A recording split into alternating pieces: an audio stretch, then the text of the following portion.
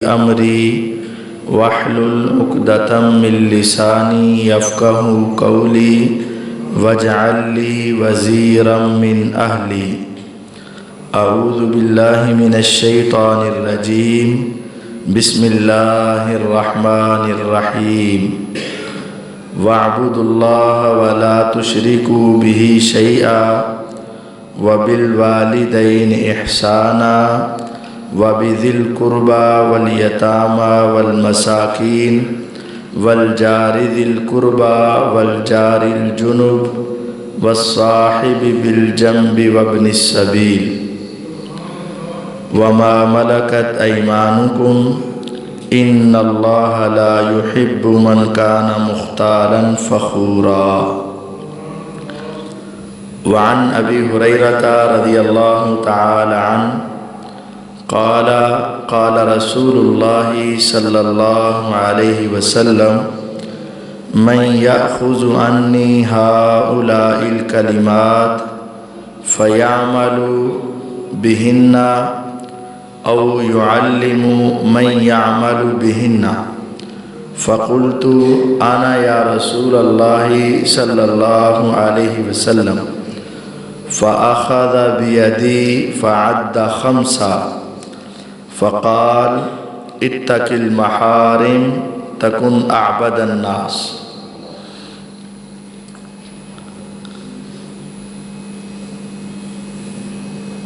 آپ اکثر دروس میں، خطبات میں، تقاریر میں سیدنا ابو ہریرہ رضی اللہ تعالی عنہ کا نام سنتے ہیں۔ ہر شخص جو جمعہ پڑھتا ہے اور وقت پر پڑھتا ہے وہ اس نام سے ضرور واقف ہے۔ کوئی ایسا شخص نہیں کہ جمعہ پڑھتا ہو، دروس سنتا ہو اور اس نے یہ نام پہلی مرتبہ سنا ہو، کوئی ایسا نہیں۔ کیا آپ جانتے ہیں کہ یہ ان کا اصل نام نہیں ہے؟ ان کا اصل نام کیا ہے؟ ابو ہریرہ رضی اللہ تعالی عنہ کا حقیقی نام جو ہے وہ کیا ہے؟ یہ تو ان کی کنیت ہے۔ کیا کوئی ان کا نام جانتا ہے؟ اکثر نہیں جانتے۔ ان کا نام عبد الرحمن بن صخر رضی اللہ عنہ تھا۔ عبد شمس ان کا نام تھا، سورج کا پجاری۔ اسلام قبول کیا تو آپ نے فرمایا آج کے بعد تم عبد الرحمن ہو، رحمان کی عبادت گزار۔ رسول پاک صلی اللہ علیہ وسلم کی زندگی جو اللہ تعالیٰ نے آپ کو دنیا میں عطا کی 63 سال تھی۔ 40 سال کی عمر میں آپ کو نبوت کا تاج پہنایا گیا۔ 23 سالہ زندگی نبوت والی زندگی ہے۔ اس 23 سال میں 13 سال آپ نے مکہ المکرمہ میں گزارے اور اس کے بعد 10 سال مدینہ منورہ میں آپ نے گزارے۔ اس آخری 10 سالوں میں جب 6واں سال گزر رہا تھا اور آخری مہینے تھے، اس وقت سیدنا ابو ہریرہ رضی اللہ عنہ مسلمان ہوئے۔ اب آپ بتائیں کہ ان کو حضور کے ساتھ کتنا عرصہ ملا ہوگا؟ 10 سال مدینہ منورہ میں تھے، 6ویں سال کے آخر میں وہ مسلمان ہوئے، تو ان کو کتنے سال ملے حضور کے ساتھ؟ صرف 4 سال، صرف 4۔ لیکن غور کریں، 4 سال میں حضور سے اتنا دین سیکھا، اتنا علم سیکھا، اتنا علم سیکھا کہ آج کوئی محفل، کوئی درس، کوئی مسجد، کوئی مدرسہ اور کوئی ممبر اور کوئی تقریر ان کے تذکرے سے خالی نہیں ہے۔ آخر کیا وجہ تھی؟ صرف 4 سال میں انہوں نے سب سے زیادہ حدیثیں یاد کر لی۔ ان کو دین سیکھنے سے لگن تھی، ان کو دین سیکھنے سے بے پناہ محبت تھی، صرف 4 سال۔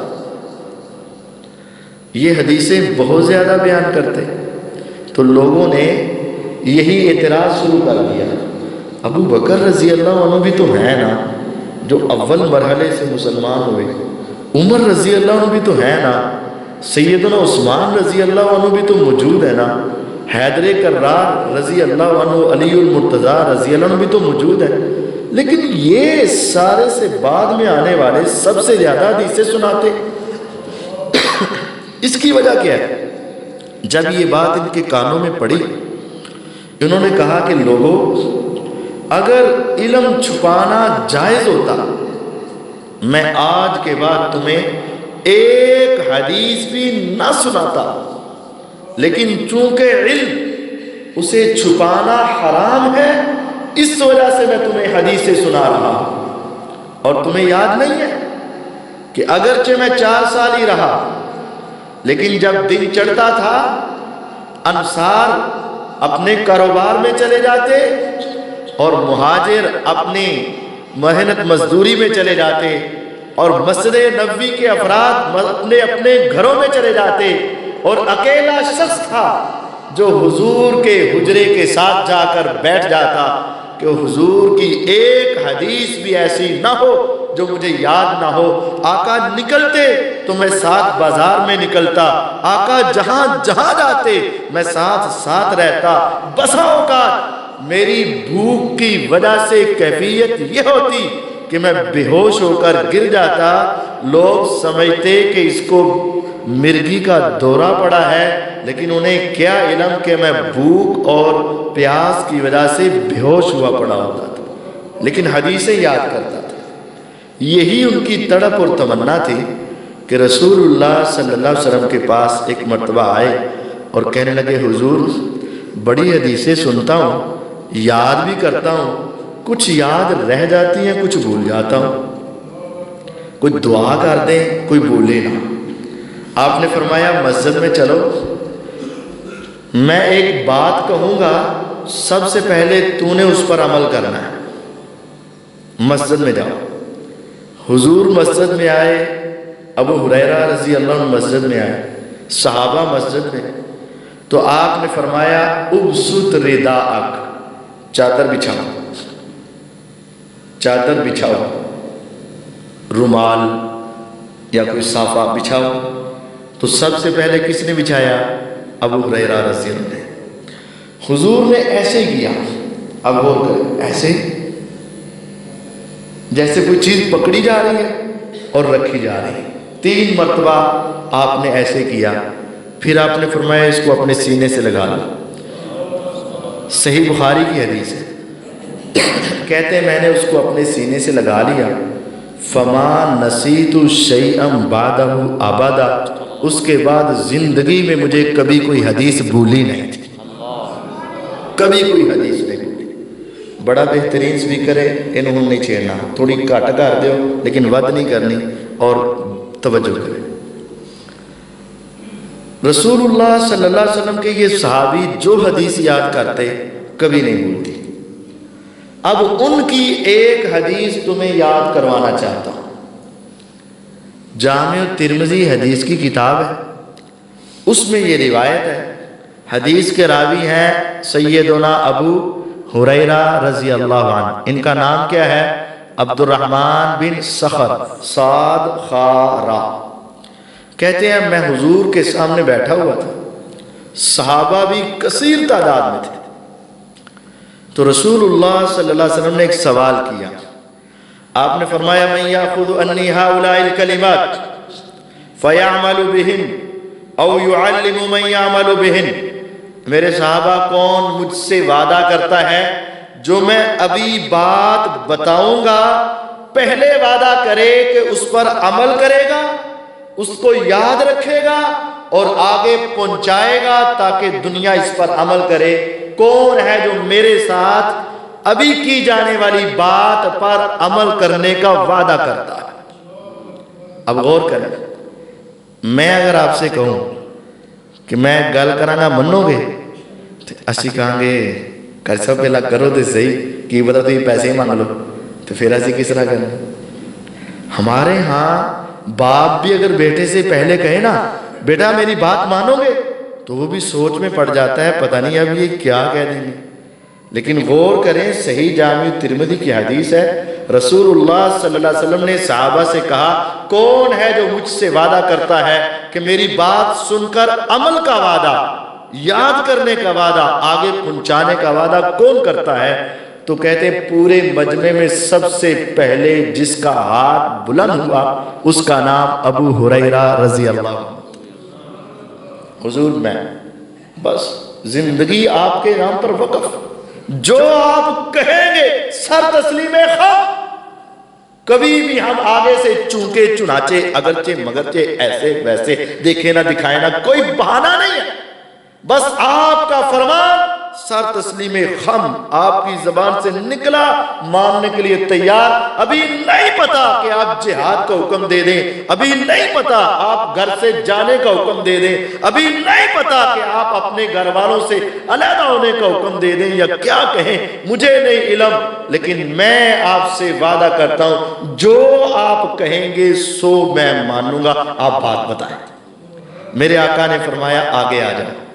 کتنا پیارا لمحہ ہوگا، حضور علیہ السلام نے آگے بلایا، اپنے پاس کیا، پیغمبر علیہ السلام کے ہاتھ نے ابو ہریرہ رضی اللہ عنہ کے ہاتھ کو پکڑا، ہاتھ کی 5 انگلیاں اور ان کو 5 باتیں یاد کروا دی۔ کتنی باتیں؟ وہ 5 باتیں آج میں نے آپ کو بھی یاد کروا دی، کریں گے نا؟ اور عمل کرنے کی بھی انشاءاللہ کوشش۔ سب سے پہلی بات، اتق المحارم تکن اعبد الناس، حرام کام چھوڑ دو تم دنیا میں سب سے بڑے اللہ کے ولی ہو جاؤ گے۔ عبادت کے 2 حصے ہیں، ہمارے ہاں سوچ یہ ہے عبادت کا ایک حصہ ہے، در حقیقت عبادت کے 2 حصے ہیں۔ ایک عبادت ہے نیکی کرنا اور دوسری عبادت ہے گناہ سے بچنا۔ نیکی کرنے والی عبادت آسان ہے اور گناہ سے بچنے والی عبادت مشکل ہے۔ آپ غور کر لیں، نماز پڑھنے والے اکثر ہیں لیکن جھوٹ چھوڑنے والا کوئی ہے۔ نماز بھی پڑھی جانی تو جھوٹ بھی بولی جانا۔ نماز پڑھنے والے بہت ہیں لیکن کم تولنے والے بھی ساتھ ساتھ ہی ہیں۔ نماز بھی پڑھتے ہیں اور آنکھوں کا حیا بھی نہیں رہتا، نماز بھی ہے غیبت بھی ہے، نماز بھی ہے چغلی بھی ہے، نماز بھی ہے وعدہ خلافی بھی ہے۔ جہاں نیکی کرنا عبادت ہے وہاں گناہ چھوڑنا بھی عبادت ہے۔ آج آدھی عبادت پر بہت فوکس، ہاں میں تہجد بھی پڑھ لیتا ہوں، نماز بھی پڑھتا ہوں، روزہ بھی رکھتا ہوں، زکوٰۃ بھی دیتا ہوں، حج بھی کرتا ہوں، عمرہ بھی کرتا ہوں، بہت اعلیٰ، تم بہت اعلیٰ، بہت اعلیٰ، جو نہیں کرتے ان سے بہت اعلیٰ۔ لیکن یہ بتا ساتھ ساتھ گناہ بھی چھوڑتے ہو کہ نہیں؟ جو دنیا میں مشہور ہے کیا ہو تم اسی پر نہیں؟ جڈا وڈا حاجی، اوڈا وڈا، دنیا کیا کہتی ہے؟ بھئی یہ تو دھاڑی تو تو نے رکھی ہے لیکن اپنے کام دیکھ۔ یہ ہمیں کیوں تانا سننا پڑتا ہے؟ کیونکہ ہم آدھی عبادت میں ہیں، ہم آدھی عبادت میں ہیں۔ رسول اللہ صلی اللہ علیہ وسلم نے فرمایا اتق المحارم، حرام کاموں سے بچ جا، تکن اعبد الناس، اس وقت تو سب سے بڑا عبادت گزار بن جائے۔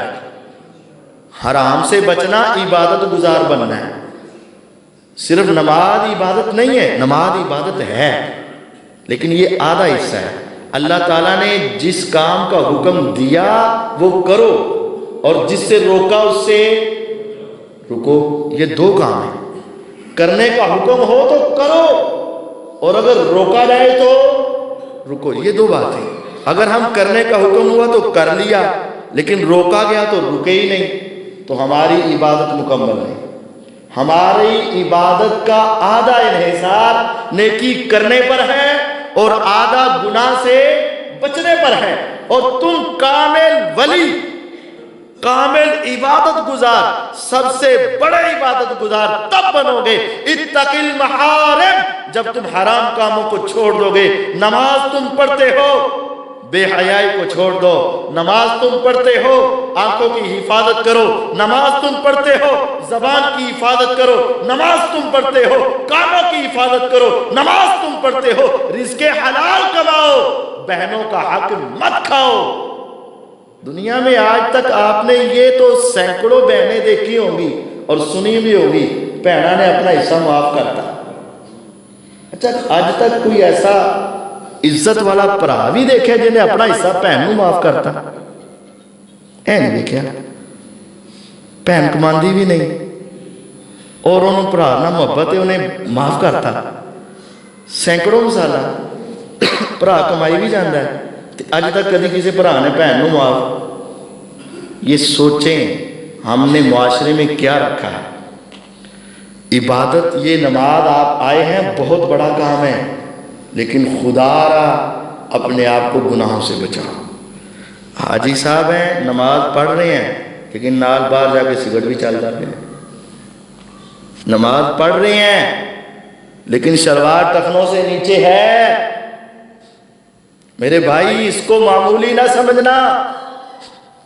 اتق المحارم، حرام کام سے بچ. شلوار مرد کی ٹخنوں سے نیچے حرام. صحیح بخاری کی حدیث ہے، رسول اللہ صلی اللہ علیہ وسلم نے فرمایا جتنا شلوار پینٹ ٹروزر یا دھوتی کا حصہ ٹخنے سے نیچے کنفرم اتنا حصہ جہنم میں.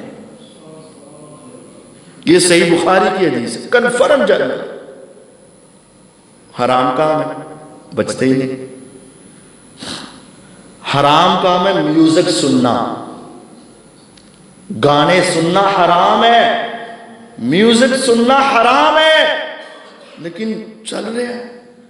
غصہ نہ کرنا، ہمارے موبائل کی بیل بھی گیا ہے. اگر آپ کا ابھی موبائل فون آ جائے تو دیکھ لینا اکثر کے موبائل کے اوپر جو رنگ ٹون لگی ہوئی ہے کیا ہے وہ گانے کی طرز میوزک ہے. ہم اس کو غلط سمجھ ہی نہیں رہے. الغرض بیسیوں مثالیں ہیں. اگر تم سب سے بڑے عبادت گزار بننا چاہتے ہو تو آدھی عبادت تو تم کر رہے ہو لیکن آدھی مزید کرو. اتق المحارم، حرام کاموں سے بچ جاؤ. تکن اعبد الناس، تم سب سے بڑے عبادت گزار ہو جاؤ گے. اور اگر صرف نیکی کرو تو آدھے عبادت گزار. گناہ سے بچو تو پورے عبادت گزار. رسول اللہ صلی اللہ علیہ وسلم نے صحابہ کی تربیت اسی انداز میں کی ہے کہ نیکی کرتے ہیں اور گناہ سے ڈرتے ہیں. نیکی کی اور گناہ سے بچے، یہ عبادت ہے. آپ نے پہلی انگلی اٹھائی اور ان کو یہ پہلا سبق یاد کروایا کہ میرے ساتھ وعدہ کر ساری زندگی حرام کاموں سے بچنے کی کوشش کرو گے. اتق المحارم، حرام کاموں سے بچ جاؤ. تکن اعبد الناس، تم سب سے بڑے عبادت گزار. پھر دوسری انگلی پکڑی، فرمایا وَأَحْسِنْ إِلَى جَارِكَ تَكُنْ مُؤْمِنًا، اپنے ہمسائے سے اچھا سلوک کرنا تم کامل مومن ہو جاؤ گے. کامل مومن کب ہوگے؟ جب تم اپنے ہمسائے سے اچھا سلوک کرو گے. اور اگر ہمسائے سے اچھا سلوک نہیں ہے تو کامل ایمان نہیں. اب ہماری کیفیت کیا ہے؟ ہم بسا اوقات نیکی کے طریقے میں ہمسائے کو تنگ کر دیتے ہیں. نیکی کے انداز میں. کیسے؟ مجھے نہیں پتا یہ باہر کا چل رہا ہے کہ نہیں. ہمارے گھر میں تلاوت ہی لگی ہے لیکن رات کے پہر تلاوت لگا دی اور اونچی آواز میں لگا دی. تمہیں کیا معلوم کہ ان کے بچے سو رہے ہیں کہ نہیں سو رہے اور ان کے گھر میں کوئی مریض ہے کہ نہیں مریض ہے. تم دن چڑھتے ہوئے تلاوت لگا دی. تلاوت اچھی بات ہے، خود سن. ہاں وہ چاہت کرے تو سنے، نہیں چاہت کرے تو ان کو تنگ نہ کر. تیرے گھر کی آواز ان کو تنگ نہ کرے. اور اگر برائی والی آواز وہ تو ویسے ہی گناہ ہے، گانوں کی آواز، میوزک کی آواز تو ویسے ہی گناہ ہے، لیکن تیرا شور جو اس بیمار کو تنگ کرے، ان کے بچوں کو پریشان کرے، ان کی نیند کو خراب کرے اور ان کو پریشانی کا سبب بنے، تکن مومنا، اس وقت تم مومن نہیں ہو جاؤ گے۔ واللہ لا یومن، واللہ لا یومن، واللہ لا یومن۔ نبوت کی زبان موتیوں سے قیمتی، پہاڑوں سے ٹھوس پیغمبر علیہ السلام کے کلمات، قسم اٹھا کے کہا اللہ کی قسم اس بندے کا ایمان کامل نہیں، اللہ کی قسم اس بندے کا ایمان کامل نہیں، اللہ کی قسم اس بندے کا ایمان کامل نہیں۔ صحابہ کے رونگٹے کھڑے ہو گئے، آقا وہ کون بد نصیب ہے جس کے بارے میں آپ کہیں، اور آپ تو ایک مرتبہ کہے، ساری دنیا سے سچا کلام آپ کا، سچی زبان آپ کی، اور آپ 3 مرتبہ کہے اور قسم اٹھا کے کہیں وہ کون بد نصیب ہے کہ جس کا ایمان نہیں ہے، آپ کہہ رہے ہیں کون ہے وہ؟ فرمایا الذی لا یأمن جارہ بوائقہ، جس کا ہمسایہ اس سے تنگ ہے، سمجھ لو تنگ کرنے والا بندہ مومن نہیں۔ اور ہمارے یہاں کیا ہے، گھر کی چھت کا پانی نکالنا ہے تو ذرا آئندہ رکھو کہ تھوڑا جہا پیپ بھی باہر کٹ کے او دے بوئے تے جاوے، میرے والا اپنے گھر کا باہر کی وہ تھڑی، وہ سارا اپنا سٹیپ وغیرہ ایسے بناؤ، ادھر پانی نہ ہو سارا جاوے ہونا ہو کے، اپنے گھر کی ساری صفائی کر کے اس کو زیادہ تنگ کر دی۔ یہ ایمان نہیں ہے۔ تم 5 وقت کے نمازی ہو، بہت اچھی بات ہے، قرآن کے حافظ ہو، عالم ہو، ترجمہ آتا ہے، پڑھتے ہو، بہت اچھے ہو، یہ نیکی کر رہے ہو، لیکن ہمسائے کو تنگ کرنے والا گناہ نہ کرنا۔ اللہ کی قسم وہ بندہ مومن نہیں ہے۔ تو مومن کیسے بنو گے؟ وَأَحْسِنِ إِلَىٰ جَارِكَ، اپنے ہمسائے سے اچھا سلوک کر، تکن مومنا، تم مومن ہو جاؤ گے۔ سیدنا ابو ہریرہ رضی اللہ کی دوسری روایت ہے، رسول اللہ صلی اللہ علیہ وسلم بیٹھے ہیں، صحابہ بیٹھے ہیں، ان فلانۃ تذکر من کثرت صیامها وصلاتها وزکاتها، کہا اللہ کے رسول صلی اللہ علیہ وسلم ہمارے محلے میں ایک عورت ہے، کیا بات ہے، کیا بات ہے، بڑی نمازیں پڑھتی ہے نفلی، بڑے روزے رکھتی ہے نفلی، بڑا صدقہ و خیرات کرتی ہے، پورے علاقے میں اس کے نام کے چرچے، پورے محلے میں اس کی سخاوت کے تذکرے، لیکن ایک بات ہے، غیرانہ توزی جیرانہا بلسانیہ، اپنی زبان سے ہمسایوں کو ٹکنے نہیں دیتی، بس انہوں نے چین نہ نہیں رہن دی، باقی نیک بہت ہے، بہت نیک۔ تذکر من کثرت صیامہا، اس کے کثرت صیام، کثرت روزوں کے چرچے ہیں لوگوں کے اندر، جب پوچھو روزہ، جب پوچھو روزہ، جب پوچھو روزہ۔ تذکر من کثرت صلاتہا، اس کی کثرت نوافل کے تذکرے، جب دیکھو نفل، جب دیکھو تہجد، اشراق، چاش، اوابین، بڑی نمازیں پڑھ رہی ہے، جب دیکھو کوئی مانگنے والا دروازے پر آ جائے، کبھی سائل خالی واپس نہیں جاتا، لیکن ایک غلطی ہے کہ ہمسائے کو نا زبان سے تنگ کرتی ہے، بس ذرا ان کو کھینچ کر رکھتی ہے۔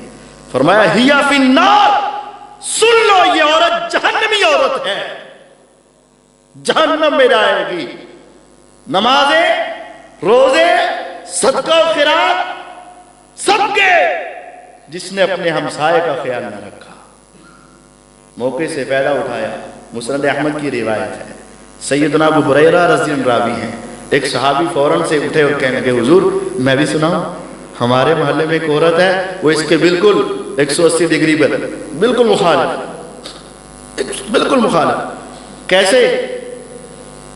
کہا کہ وہ صرف فرض نمازیں پڑھتی ہے، نفل پڑھتی نہیں، بہت کم، فرضی روزے رکھتی ہے، نفلی بہت کم، صدقے کی باری آتی ہے تو چٹکی کے ساتھ صدقہ کرتی ہے، چونڈی چونڈی کی ہوئے گا، روپیہ روپیہ۔ لیکن ایک بات ہے، غیر انہا لا تؤذی جیرانہا بلسانہا، لیکن کبھی اس نے اپنی زبان سے اپنے ہمسائے کو تنگ نہیں کیا، کبھی اس کا ہمسایہ اس سے پریشان نہیں ہوا۔ آپ نے فرمایا ہیا فی الجنہ، مجھ سے لکھوا لو یہ عورت سیدھی جنت میں چلی جائے۔ اب ہم دیکھیں کہ ہم کہاں، نمازی تو ہم ہیں، مجھے یقین ہے جو آئے ہیں یہ نمازی ہیں، بے نماز تو آتا ہی نہیں. روزہ تو تم رکھتے ہوگے، یقیناً رکھتے ہوگے. عبادت کا آدھا حصہ تو تم مجھ سے بہتر کرتے ہوگے، مجھے یقین ہے. لیکن یہ اگلا آدھا حصہ بھی تو غور کیجئے. جس معاشرے میں ہم رہتے ہیں، ہم اپنا اسلام کیسا پیش کر رہے ہیں؟ ہم نمازی اپنے نماز کو کیسا پیش کر رہے ہیں؟ کیا میری زبان سے ہمسایہ تنگ ہے تو پھر مجھے اپنے ایمان کا جائزہ لینا چاہیے، اور اگر میرا ہمسایہ مجھ سے تنگ نہیں ہے تو مجھے اللہ کا شکر ادا کرنا چاہیے کہ میرا ایمان کامل ہو چکا ہے. وَأَحْسِنْ إِلَىٰ جَارِكَ، آپ نے دوسری بات ان کو یہ سمجھائی، اپنے ہمسایہ کا خیال رکھنا. تَكُنْ مُؤْمِنًا، تیرے ایمان کی گواہی میں محمد صلی اللہ علیہ وسلم. ہمیں کبھی کبھی اپنے ہمسائے سے پوچھ لینا چاہیے کہ بھائی مجھے نہیں علم آپ مجھ سے راضی ہو کہ نہیں، لیکن بتا دو کیا تم میرے اوپر ناراض تو نہیں ہو، میری کسی وجہ سے تم پریشان تو نہیں ہو. اس کو راضی کرنا مقصد نہیں ہے، اس کو راضی کر کے آسمان والے رب کی رضا مقصود ہے. تم یہ ذہن میں رکھو کہ اس کو راضی کرنا اصل اس کو راضی نہیں ہے. جب یہ راضی ہوگا تو آسمان والا رب راضی ہوگا، اور اگر یہ میرے اوپر ناراض رہا تو میرے ایمان پر سوالیہ نشان بن جائے گا اور میرے ایمان کے بارے میں شک ہو جائے گا. دوسری بات آپ نے یہ سمجھائی، وَأَحْسِنْ إِلَىٰ جَارِكَ، ہمسائے کا خیال رکھنا. تَكُنْ مُؤْمِنًا، پکے مومن کا. تیسری بات،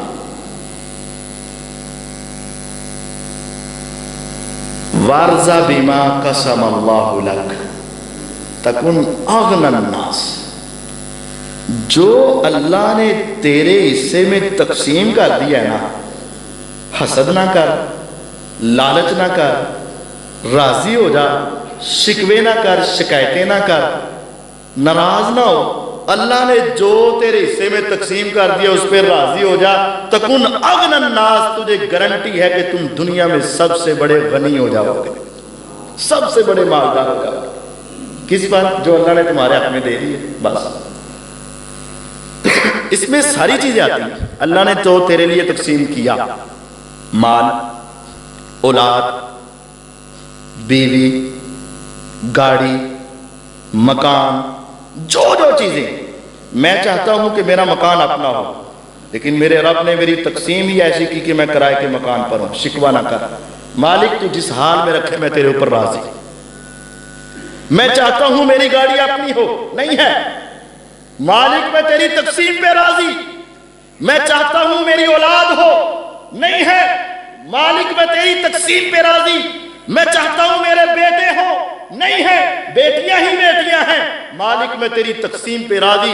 وَارْضَ بِمَا قَسَمَ اللَّهُ لَكَ، ایک تیری سوچ ہے، ایک رب کی عطا ہے، ایک تیرا سوال ہے، ایک رب کی عطا ہے. تو اپنی سوچ، اپنی فکر، اپنی تمنا اور اپنے سوال کو چھوٹا سمجھ اور رب کی تقسیم کو بڑا سمجھ، اور اللہ کی تقسیم میں حکمت سمجھ اور رب کے فیصلوں پہ راضی ہو جا. تکن اغنى الناس، تو دنیا میں سب سے بڑا غنی ہو جائے گا. اور اگر تیرے دل میں حسد ہی نہ ختم ہوا، اس کو دیکھا اس کے ساتھ حسد، اس کو دیکھا اس کے ساتھ حسد، اس کو دیکھا اس کے ساتھ حسد، اور اگر تیری زبان سے شکوے ہی ختم نہ ہوئے تو کیا حسد کرنے سے زیادہ مل جائے گا؟ نہیں. کیا شکوے کرنے سے زیادہ مل جائے گا؟ نہیں. تو پھر کیا ہوگا؟ ایمان کا بیڑا غرق ہو جائے گا. جو اللہ نے دے دیا نا، بس یا رب میں تیرے ہر فیصلے پہ راضی. یہ حدیث ہے جا صحیح مسلم کی، رضیت باللہ ربا وبالاسلام دینا وبمحمد نبیا صلی اللہ علیہ وسلم. اے اللہ تو میرا رب ہے، میں تیرے ہر فیصلے پہ راضی. محمد صلی اللہ علیہ وسلم میرے نبی ہیں، میں ان کی ہر سیرت پہ راضی. اور اسلام میرا مذہب ہے، دین ہے، میں اس کے ہر قانون پہ راضی. جب بندہ 3 مرتبہ صبح، 3 مرتبہ شام، 3 مرتبہ صبح، 3 مرتبہ شام، 3 مرتبہ صبح، 3 مرتبہ شام روزانہ پڑھتا رہتا ہے، زندگی کا اختتام ہوتا ہے. صحیح مسلم کی روایت ہے، میدان محشر لگے گا، یہ اٹھ کر آئے گا، کان حقا علی اللہ ان یرضیہ یوم القیامہ، میرا رب اس کو اپنے سامنے کھڑا کر کے کہے گا، ارے بندے تم وہی ہو جو دنیا میں کہتے تھے مولا تیرے ہر فیصلے پہ میں راضی، ہاں رب میں وہی ہوں، تو دیتا تھا تب بھی راضی، تو نہیں دیتا تب بھی راضی، تو دے کے لے جاتا میں تب بھی راضی تھا۔ میرا رب اسے کہے گا آج مانگ میں تمہیں عطا کروں گا، کان حقا علی اللہ ان یرضیہ یوم القیامہ، میرا رب اس کو کھڑا کر کے اتنا دے گا اتنا دے گا اتنا دے گا کہ وہ ایک مرتبہ پھر کہہ دے گا مولا بس کر دے، آج پھر میں تیرے اوپر راضی ہو چکا۔ صحیح مسلم کی روایت، کان حقا علی اللہ، یہ اللہ نے اپنے ذمے لے رکھا ہے، ان یرضیہ یوم القیامہ، روز قیامت پھر اسے راضی کر کے چھوڑے گا۔ رسول اللہ صلی اللہ علیہ وسلم نے فرمایا میرا رب کسی کو اولاد دیتا ہے اور اسی کو جلدی سے واپس بھی لے لیتا ہے۔ بڑے بڑے لوگ روزانہ فوت ہوتے ہیں، مالدار بھی، چودھری بھی، سردار بھی، بادشاہ بھی، ساری دنیا اس دنیا سے جا رہی ہے۔ میرا رب کبھی فرشتوں سے نہیں پوچھتا صدر کی تم نے جان نکالی تو کیا بنا، اس تاجر کی تم نے روح نکالی تو کیا بنا، اس عورت کی روح نکالی تو کیا بنا، اس بدماش کی روح نکالی تو کیا بنا۔ میرا رب کبھی کسی کے بارے میں نہیں پوچھتا، لیکن جب کسی کو ایک پھول دیتا ہے اور اس کی روح پھر لے لیتا ہے، کسی کو بیٹا دیا اور اس کی جلدی سے روح واپس لے لی، تو میرا رب ان فرشتوں سے پوچھتا ہے ماذا یقول عبدی اذا قبضتم ثمرۃ فؤادی، جب تم نے میرے بندے کے جگر کے ٹکڑے کی روح کھینچی تھی تو اس کا باپ اس ننھے سے پھول کو مرجھاتے ہوئے دیکھ کر کیا کہہ رہا تھا؟ مجھے یہ بتا، وہ پھول کھلا تھا اور ساتھ ہی مرجھانے لگا، اس کا باپ اسے دیکھ کر کیا کہہ رہا تھا؟ جب وہ بندہ ایسے موقع پر فرشتے کہتے ہیں یا رب میں نے دیکھا، وہ کہہ رہا تھا الحمدللہ، مولا تو دے تب بھی تیرا شکر ہے، تو لے جائے تب بھی تیرا شکر ہے، تو دے دے میں تب بھی تیرے اوپر راضی، تو لے جائے میں تب بھی تیرے اوپر راضی، مولا تیرے فیصلے پر وہ الحمدللہ کہہ رہا تھا۔ صحیح مسلم کی روایت ہے، نبوت کی زبان پیغمبر علیہ السلام فرماتے ہیں میرا رب کہتے ہیں جاؤ اور جنت میں جا کر فوراً ایک خوبصورت محل تیار کرو اور اس کے باہر نیم پلیٹ کیا لکھو، بیت الحمد، یہ میرے اس بندے کا گھر ہے جو ہر وقت میرے اوپر راضی رہتا ہے، میرا شکر ادا کرتا ہے۔ ورضا بما قسم اللہ علیہ، تیسرا سبق یہ ہے جو اللہ نے تیرے حق میں تقسیم کیا اس پہ راضی، مولا تیرے ہر فیصلے پہ راضی بس۔ اور اگر تم راضی نہیں رہو گے تو کیا کر لو گے؟ کیا کر لو گے؟ تم اس کا کچھ بگاڑ نہیں سکتے، تم اس سے کچھ لے نہیں سکتے، تم اس سے کچھ چھین نہیں سکتے، تم کچھ نہیں کر سکتے سوائے اپنے ایمان کی خرابی کے۔ اور یہ اگر تم راضی ہونے کا اعلان کر دو دنیا میں بھی کامیابی، آخرت میں بھی کامیابی۔ اور یاد رکھو اللہ کے فیصلے پہ راضی ہو گئے زندگی خوبصورت ہو جائے گی، ٹینشنیں ختم ہو جائیں گی، سوچیں ختم ہو جائیں گی۔ آپ دیکھ لو جڑا بندہ دیہڑی لا رہے نا وہ 2-2.5 روپیہ کما کے کہندا الحمدللہ اللہ تیرا شکر ہے، دیہڑی لگ گئی 2000 لب گیا بڑا ہے۔ اور جب پیسے کی لالچ آ جاتی ہے نا 2 لاکھ روپیہ بھی کما رہے نا کہنا نہیں یار دیہڑی صحیح نہیں لگی، 4 لبدا پیاسی بس تھوڑی دی گل تو 2 رہ گیا، وہ 2 لاکھ کما کر بھی ٹینشن میں ہے۔ رسول اللہ صلی اللہ علیہ وسلم نے فرمایا انظروا الی من هو اسفل منکم، اپنے سے نیچے والے کی طرف دیکھا کرو، ولا تنظروا الی من هو فوقکم، اپنے اوپر والے کی طرف نہ دیکھو۔ لو کان لابن آدم وادیان من ذهب، 2 پہاڑ ہوتے ہیں، پہاڑ 2 پہاڑ، ان کے درمیان کا راستہ اسے وادی بولا جاتا ہے۔ فرمایا اگر ابن آدم کو پوری وادی سونے کی بار کے دے دی جائے اور اس کو مالک بنا دیا جائے، تولا نہیں، کلو نہیں، من نہیں، ٹن نہیں، ٹن سونا اس کو دے دیا جائے نا تو کہے گا یار ایک اور ہوئے نا دے پھر گل بنائی۔ لو کان لابن آدم وادیان من ذهب، اگر ابن آدم کے پاس ایک کے ساتھ ایک اور وادی سونے کی دے دی جائے، مالک بن جائے، لبتغا ثالثا، یہ تیسری کی تلاش میں نکل پڑے گا۔ لا یملؤ جوف ابن آدم الا التراب، انسان کے پیٹ کی ہوس سوائے قبر کی مٹی کے کوئی ختم نہیں کر سکتی۔ اس وجہ سے آگے آگے آگے آگے آگے آگے کبھی بھی بس نہیں ہوگی، اور اگر تم جہاں ہو وہاں ہی کہہ دو مولا تیرا فضل ہے، تیرا شکر ہے، جس حال میں رکھے میں تیرے اوپر راضی ہوں، میں ہر موقع پر تیری رضا اور تیرے فیصلوں پہ راضی۔ وَارْضَ بِمَا قَسَمَ اللَّهُ لَكَ، تیسرا سبق یہ ہے جو رب نے تیرے حق میں تقسیم کیا تو اس کے اوپر خوش ہو جا، تکن اغنى الناس، تم دنیا میں سب سے بڑے غنی ہو جاؤ گے۔ چوتھی بات، وَأَحِبَّ لِلنَّاسِ مَا تُحِبُّ لِنَفْسِكَ تکن مسلمن۔ اچھا میں تو اپنے 40 منٹ پورے کر دیا، چلو کنے نے 7 بجے تک تو میں تو 8:30 ختم کرنے دے چکرائی سے چلیں انشاءاللہ۔ وَأَحِبَّ لِلنَّاسِ مَا تُحِبُّ لِنَفْسِكَ تَكُنْ مُسْلِمًا، یہ ایک ایسا جملہ ہے جو آپ نے محاورہ سنا ہے نا، سمندر کو کوزے میں بند کر دیا، دریا کو کوزے میں بند کر دیا۔ وَأَحِبَّ لِلنَّاسِ مَا تُحِبُّ لِنَفْسِكَ، لوگوں کے لیے وہ پسند کرو جو تم اپنے لیے پسند کرتے ہو۔ جب تمہاری یہ کیفیت بن جائے معاشرے میں، تکن مسلمان، اس وقت تم حقیقی مسلمان بن جاؤ۔ مسلمان تو ہم سارے ہیں، لیکن ہماری کیفیت کیا ہے؟ ہر کسی کو اپنی نفسہ نفسی ہے، کوئی کسی کے لیے وہ چیز پسند نہیں کر رہا جو اپنے لیے پسند کرتا ہے۔ آپ اس کو کسی بھی پیرائے میں لے جائیں، ماشاءاللہ یہ بات سمجھیں، ہم میں سے کوئی بھی یہ پسند نہیں کرے گا کہ میری بیٹی کی طرف کوئی نگاہیں پھاڑ پھاڑ کے دیکھے۔ کوئی پسند کرے گا؟ کوئی بھی پسند نہیں کرے گا میری والدہ کی طرف کوئی نگاہیں پھاڑ پھاڑ کے دیکھے۔ کوئی پسند نہیں کرے گا میری بیوی کی طرف کوئی ایسے دیکھے، لیکن تم کیوں دیکھتے ہو؟ وَأَحِبَّ لِلنَّاسِ مَا تُحِبُّ لِنَفْسِكَ، جو تم اپنے لیے پسند کرتے ہو وہی اپنے بھائی کے لیے پسند کرو۔ جو تم اپنے لیے پسند کرتے ہو، میں نہیں چاہتا میری بیٹی سے کوئی غلط بات کرے، میری بیوی کے بارے میں غلط سوچے، میری بیوی کے بارے میں غلط کہے، میری بیوی کے بارے میں، میری ماں کے بارے میں غلط بات کہے، میں قطعاً برداشت نہیں کروں گا۔ پھر تم اپنی زبانیں، اپنی آنکھیں کیوں کسی کی بیٹی کی طرف اٹھاتے ہو؟ کیوں اٹھاتے ہو؟ جب یہ سوچ پیدا ہو جائے، یقین جانیے معاشرہ تبدیل ہو جائے۔ وَأَحِبَّ لِلنَّاسِ مَا تُحِبُّ لِنَفْسِكَ، میں چاہتا ہوں میرا گھر محفوظ رہے، دوسروں کا گھر محفوظ رہنا چاہیے۔ میں چاہتا ہوں میں کسی دکان پہ جاؤں، میرے ساتھ کوئی جھوٹ نہ بولے، دکاندار میرے نہ سیدھی سیدھی گال کرے، میرے نہ دھوکا نہ کرے، تو تم کیوں دھوکا دیتے ہو؟ میں چاہتا ہوں مجھے کوئی کم تول کر نہ دے، تم کیوں کم تولتے ہو؟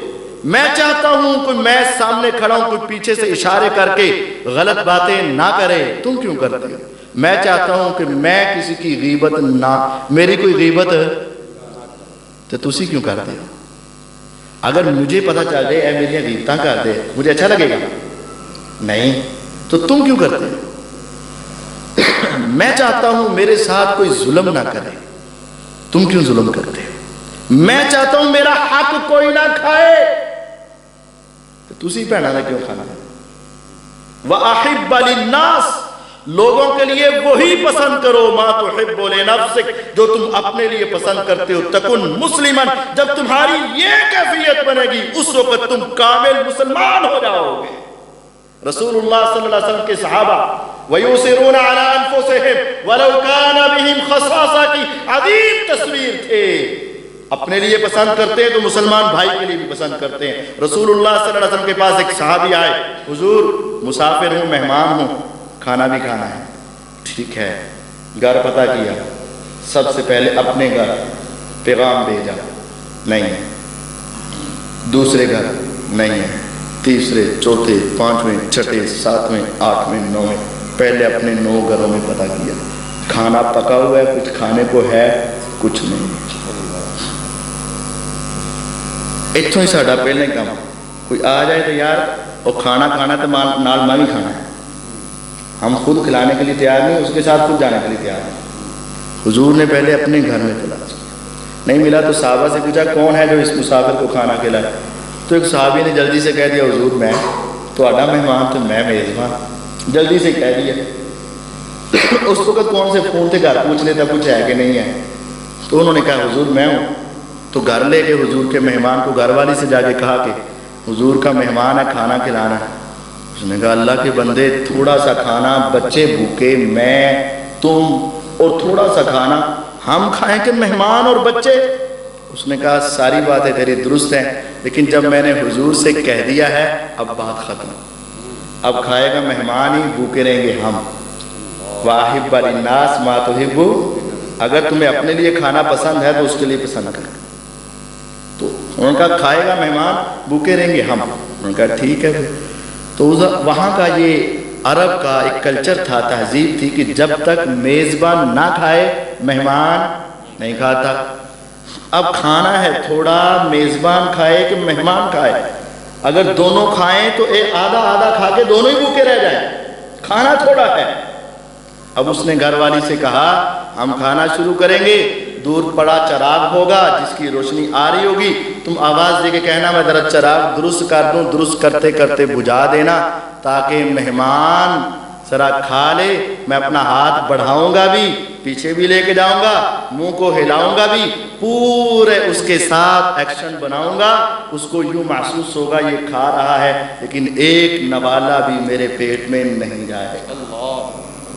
کون ہے ایسا مسلمان؟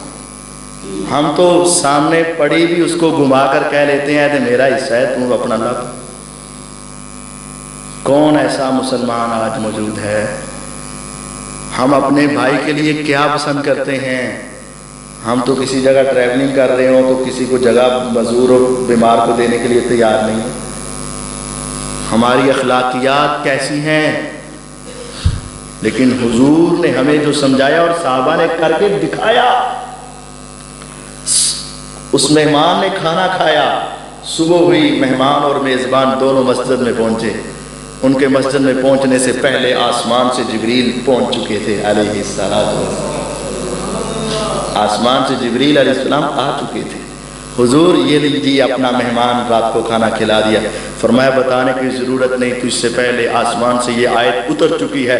آپ کے صحابہ میں کچھ ایسے بھی ہیں وَيُؤْثِرُونَ عَلَىٰ أَنفُسِهِمْ وَلَوْ كَانَ بِهِمْ خَصَاصَةٌ، ان کے پیٹ بھوک سے بلبلا رہے ہو لیکن وہ اپنے مہمانوں کو ترجیح دے کر اپنے مہمانوں کو کھلا دیتے ہیں۔ یہ آسمان سے قرآن اتر چکا ہے تمہارے بارے میں۔ صحابہ جنگ کا موقع، شدید زخمی، پانی کی صدا، وَأَحِبَّ لِلنَّاسِ، لوگوں کے لیے وہ پسند کرو جو اپنے لیے، پانی کی صدا۔ پانی پلانے والا مشک لے کر آیا تو 3-4 لیٹے ہوئے صحابہ، ہر ایک کی زبان سے پانی، لیکن جب وہ لے کر آیا تو اس نے کہا اسے پلا، میرے بجائے اس نے کہا ذرا اگلے کو پلا، اس نے کہا ذرا اگلے کو پلا۔ جب اگلے تک پہنچا تو اس دنیا سے جا چکا، پیچھے آیا تو پیچھے ترتیب سے تینوں ہی اس دنیا سے جا چکے۔ واحب للناس ما تحب للناس۔ کیا ہماری کیفیت بھی زندگی میں کبھی ایسی رہی؟ ہم چاہتے بس اسی پھاڑ لئیے، باقی کسی لبے نہ لگے۔ واحب للناس ما تحب لنفسک تکن مسلما، لوگوں کے لیے وہ پسند کرو جو اپنے لیے کرتے ہو۔ کامل مسلمان تب تم بنو گے جب تم یہ کام کرو گے۔ صحیح مسلم ہے، اس کی ایک شرح ہے، شرح صحیح مسلم، لکھنے والے امام نبوی رحمہ اللہ، انہوں نے ایک واقعہ نقل کیا۔ سیدنا جریر بن عبداللہ البجلی رضی اللہ عنہ، یمن کے یہ شہزادے تھے، مالدار شخصیت تھی، شہزادے تھے۔ حضور علیہ السلام کے پاس آئے، کلمہ پڑھا، مسلمان ہوئے۔ پیغمبر علیہ السلام نے ان سے 3 باتوں کا عہد لیا۔ بایعنا رسول اللہ صلی اللہ علیہ وسلم علی اقام الصلاۃ و ایتاء الزکاۃ والنصح لکل مسلم۔ حضور نے کہا تم اگرچہ شہزادے ہو، بڑے مصروف ہو گئے، لیکن نماز کبھی نہیں چھوڑنی، مال تمہارا بہت ہے، زکوٰۃ پوری دینی ہے، اور لوگ تمہارے ماتحت ہیں، چودھری بن کے ظلم نہیں کرنا، ہر مسلمان کی خیر خواہی کرنی ہے۔ ہم سے یہ عہد لے لیا۔ جریر بن عبداللہ البجلی رضی اللہ عنہ حضور سے وعدہ کر چکے۔ اب انہوں نے ایک وقت آیا زندگی میں، اپنے غلام سے کہا کہ گھوڑا خرید کر لاؤ۔ غلام اگرچہ غلام تھا لیکن بڑا زبان کا شاطر، ترار آدمی تھا. وہ منڈی میں گیا, ایک آدمی سے گھوڑے کا سودا کیا, 300 درہم میں گھوڑے کا سودا طے ہو گیا, اور اسے کہا چل میرے ساتھ چل, مالک کے پاس جا کر پیسے دلوا دیتا ہوں. وہ آ گیا. جریر بن عبداللہ بجلی رضی اللہ تعالیٰ عنہ, یہ صحابی رسول ہیں, انہوں نے پوچھا کتنے کا گھوڑے کا طے کیا؟ اس نے کہا استاد جی بڑا سستا لگ گیا, والدہ لگ گیا. کنے دا؟ 300 دا. اب ذرا رک کر یہ کیا یہ حقیقت نہیں ہے؟ اگر ہمارے سامنے کوئی غریب آدمی اپنی چاہے کسی مجبوری کی وجہ سے پچھلی 4 دکانوں سے یا ریڑیوں سے تم نے پتہ کیا ہو تو وہ چیز 200 کی مل رہی ہو, اے ریڑی والا کسی وجہ تو ہمیں 180 دی دوے, تو اسی کہنے یار کوئی 10 اور کٹ کر, کہتے ہو کہ نہیں, تھوڑا سا اور کم کرو.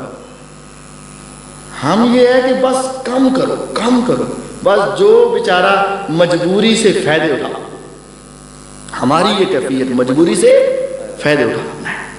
جریر رضی اللہ تعالیٰ پوچھتے کتنے کا؟ کہتا ہے 300 کا. اس کا چہرہ دیکھا, گھوڑا دیکھا, بندہ دیکھا, یار اس کی تو قیمت زیادہ ہے, یہ تو بڑا نسبی گھوڑا ہے. کہا اگر تجھے اس کا 400 دے دیا جائے تو؟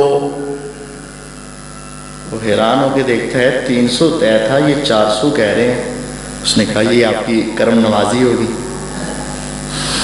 پھر سوچ کر کہتے ہیں اگر تمہیں اس کے 500 درہم دے دیں تو؟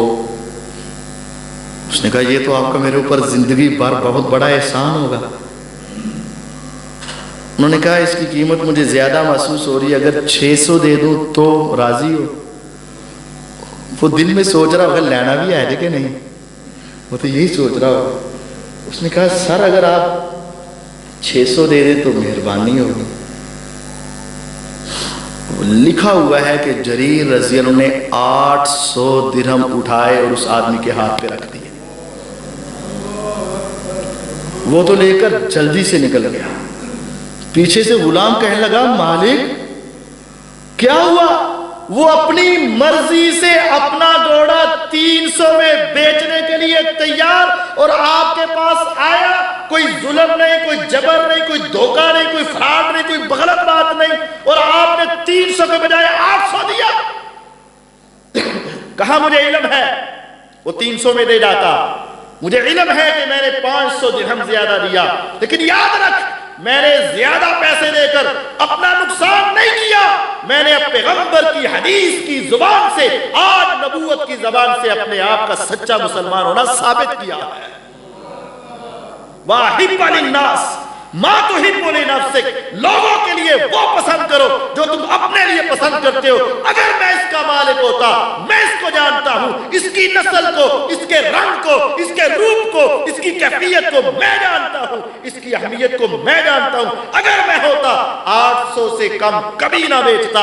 میں نے اس کو نہیں دیکھا, میں نے اپنے پیغمبر کی حدیث کو اور ان کی نکلے ہوئے الفاظ کو دیکھا. میرے آقا نے کہا تھا دنیا کے لیے وہ پسند کرنا جو تم اپنے لیے پسند کرتے ہو, اس روز تم کامل مسلمان ہو چکو گے. اس وقت دنیا تمہیں دیکھ کر مسلمان ہوا کرے گی. ایک وقت تھا کہ مسلمان کو دیکھ کر انسان مسلمان ہوتے تھے, اور آج ہمارا اسلام کسی پر اثر کیوں نہیں کرتا؟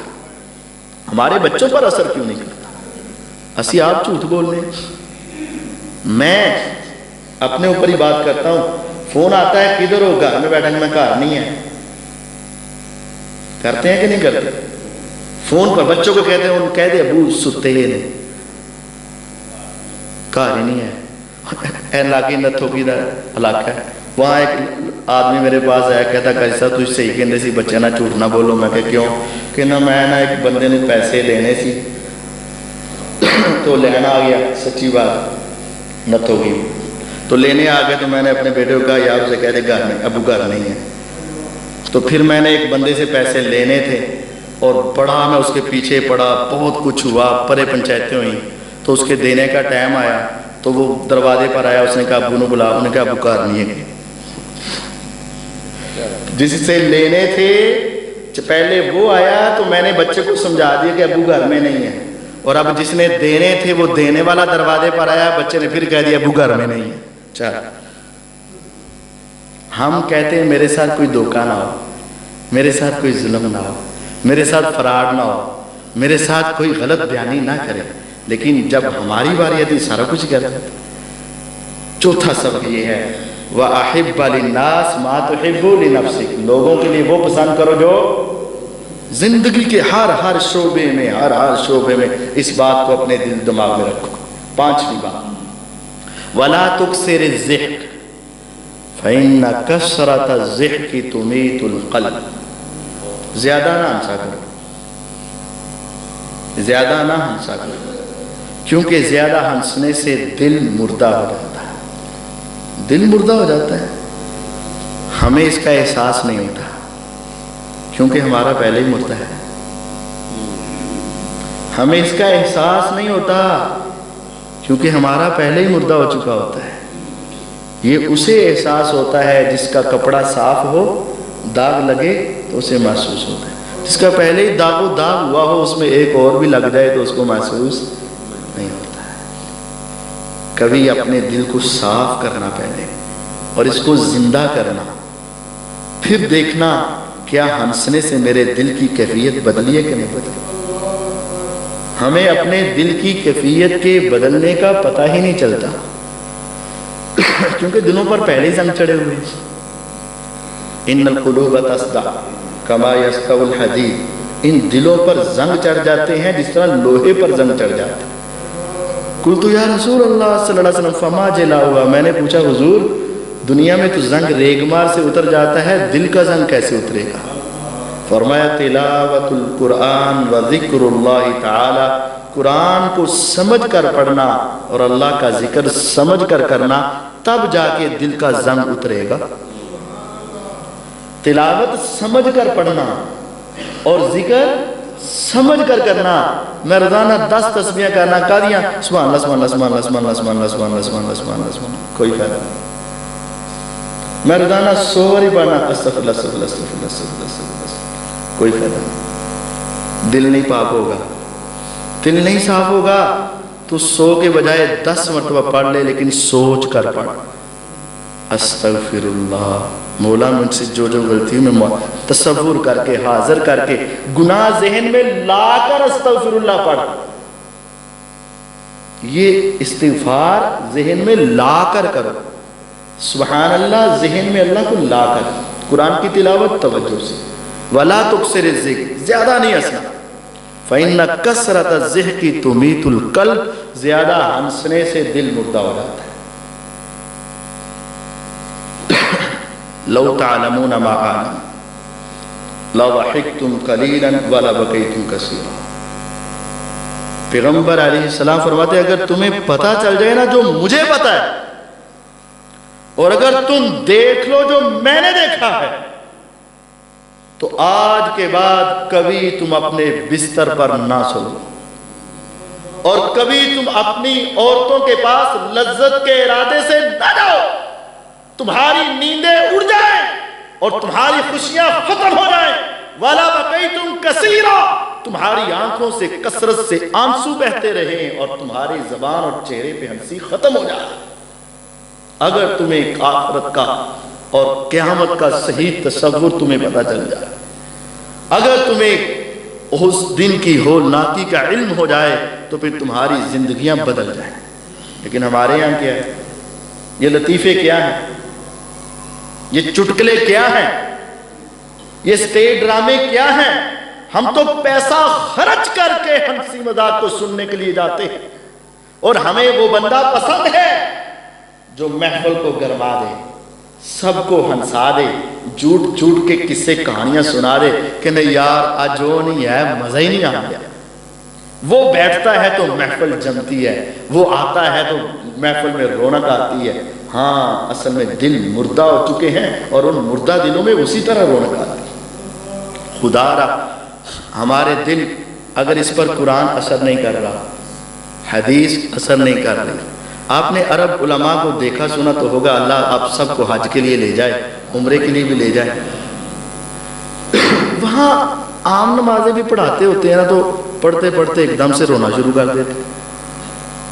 سنا کبھی آپ نے عرب کو نماز پڑھ رہے ہوتے، ایک تو ان کے دل صاف ہیں، اور دوسرا ان کو قرآن کی سمجھ آ رہی ہے۔ وہی قرآن سارا ہم بھی پڑھ جاتے ہیں، سن بھی لیتے ہیں، ہم کبھی نہیں روتے۔ ہماری نمازیں بھی تو ہوتی ہیں نا، تراویحیں جو پورا قرآن تو اتنے بھی ہوں کہ نہیں، لیکن کبھی ہمارے وہ کیفیت نہیں بنی کہ وہ امام پڑھنا چاہ رہا ہوتا ہے لیکن ہچکیاں پڑھنے نہیں دے رہی ہوتی۔ کیا ہے؟ ان کے دلوں کی صفائی ہے۔ رسول اللہ صلی اللہ علیہ وسلم جب تہجد پڑھتے ایسے روتے، آپ اپنا سانس اور آواز روکنے کی کوشش کرتے، لیکن آپ کے سینے سے ایسے آواز آتی، عزیز ان کا عزیز المرجل۔ امی عائشہ رضی اللہ عنہا فرماتی جس طرح ہانڈیا کے اندر پانی ابالے کھائے اور گڑ گڑ گڑ گڑ کی آوازیں آتی ہیں، حضور کے سینے سے اس طرح رونے کی آوازیں آیا کرتی تھی۔ ان کے دل صاف تھے، ان کے دل زندہ تھے، ان کے دل مردہ نہیں تھے۔ کلا بل ران علی قلوبہم ما کانوا یکسبون، ان کے گناہوں کی وجہ سے ان کے دلوں پہ زنگ چڑھ چکے۔ اگر انہوں نے صاف نہ کیے، کلا انہم عن ربہم یومئذ لمحجوبون ثم انہم لصال الجحیم، اگر انہوں نے اپنے دلوں کو صاف نہ کیا، روز قیامت ان کو رب کا دیدار نصیب نہیں ہوگا۔ جس کے دل پہ زنگ چڑھے ہو رب کے دیدار سے محروم ہو جاتا ہے۔ اگر اپنا دل صاف کرنا چاہتے ہو، دل زندہ رکھنا چاہتے ہو، دل کے اوپر قرآن اثر کرے، دل کے اوپر نبی علیہ السلام کا فرمان اثر کرے، تو پھر یہ لازم ہے کہ زیادہ ہنسنا چھوڑ دو۔ میں یہ بھی نہیں کہنا چاہ رہا کہ 24 گھنٹے چہرے کے اوپر تم غصہ ہی رکھو اور ابوسن کم ترینہ تیوری چڑھائے رکھو، نہیں نہیں نہیں۔ خوبصورت ہلکا سا مسکراتا چہرہ یہ بھی ایک ثواب ہے، لیکن ہر وقت ہنستے ہی رہنا، ہنستے ہی رہنا، ہنستے ہی رہنا، یہ شریعت کا مقصود و مطلوب نہیں ہے۔ یہ 5 باتیں رسول اللہ صلی اللہ علیہ وسلم نے صحابہ سے کہا تھا، کون ہے جو مجھ سے 5 باتیں سنے، اور کون ہے جو مجھ سے کوئی بات سنے اور اس پر عمل کا وعدہ کرے؟ تو ایک صحابی نے کہا حضور میں۔ تو رسول اللہ صلی اللہ علیہ وسلم نے فرمایا قریب آؤ۔ قریب آئے، ابو ہریرہ رضی اللہ عنہ کے ہاتھ کو پکڑا اور ہاتھ کی 5 انگلیوں پر 5 عمل اور ان کے 5 نتیجے آپ نے ان کو یاد کروائے جو میں نے آپ کو سنائے۔ سب سے پہلا کیا ہے؟ حرام کاموں سے بچ جاؤ۔ نیکی تم کرتے ہو لیکن نیکی کے ساتھ حرام کاموں سے بچو۔ فائدہ کیا ہوگا؟ تم سب سے بڑے عبادت گزار، اللہ کے ولی بن جاؤ گے۔ دوسری بات، اپنے ہمسائے سے اچھا سلوک کرو۔ فائدہ کیا ہوگا؟ تم پکے مومن ہو جاؤ گے۔ تیسری بات، اللہ تعالیٰ نے جو تمہارے لیے تقسیم کر دیا ہے اس پہ راضی ہو جاؤ۔ جو اولاد ہے اولاد پہ راضی نہیں ہے تب بھی راضی، جو کچھ اللہ نے تمہارے لیے تقسیم کیا اس پہ راضی ہو جاؤ، تم دنیا میں سب سے بڑے غنی مالدار ہو جاؤ گے۔ چوتھی بات، جو تم اپنے لیے پسند کرتے ہو وہی اپنے مسلمان بھائی کے لیے پسند کرو، تم پکے مسلمان ہو جاؤ گے۔ 5ویں بات، زیادہ نہ ہنسو، زیادہ ہنسنے سے دل مردہ ہو جاتا ہے، اور جب دل مردہ ہو جائے پھر قرآن حدیث اس پر اثر نہیں کرتا ہے۔ یہ 5 باتیں زندگی گزارنے کے سنہرے اصول، معاشرے کی اصلاح کے بہترین اصول رسول اللہ صلی اللہ علیہ وسلم نے ہمیں دیے۔